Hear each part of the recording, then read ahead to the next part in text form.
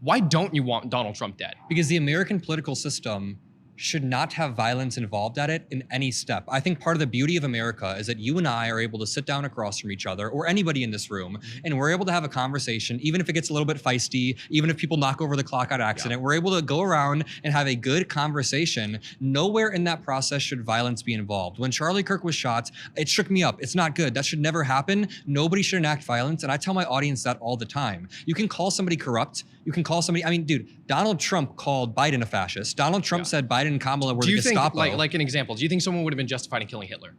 Justified in killing Hitler at the end of World War II?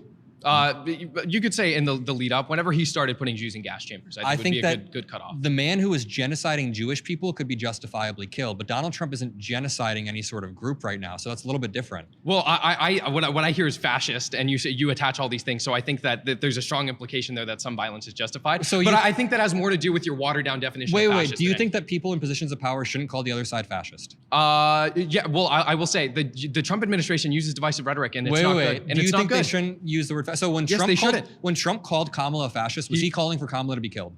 No. Why not? Because there's not this consistent He did it over and over throughout the campaign. No. There's not a consistent force of claims and a culture on the right that supports violence. Stephen Miller just said the Democratic Party isn't he said it's not a political party. Let me put it this way. It's a domestic extremist organization. Yeah, there's differences with the audience that you're speaking to. So when Democrats say someone's a fascist, someone's violent, Democrats actually go out and commit these acts of violence, is what we see all the time. Really? So there's yes, of course. You see this. You see this Basically, everywhere. every single study. I can point to the one by the CSIS. You can cite whatever study. Like you cited the study on illegal immigrants earlier. There's no like baseline no number one of had how a many. counter study. What's the methodology of that study? Explain it to me. Wait, the political violence study by the CSIS. Let's talk about this one very, very quickly. They go through all of the violent, lethal crimes over the past decade, or it might be 2 decades. And with the Minnesota incident, and also I want to say there's a difference between the far right violence that's fully denounced. There's fringes of the Republican Party that aren't allowed anywhere near it. My problem is that leftist ideology is an ideology of violence. That is not true. The difference that I see between you think Chuck Schumer is causing violence in Congress? Let me finish speaking. Chuck Schumer? Let me finish speaking. Okay. So the difference. Chuck Schumer?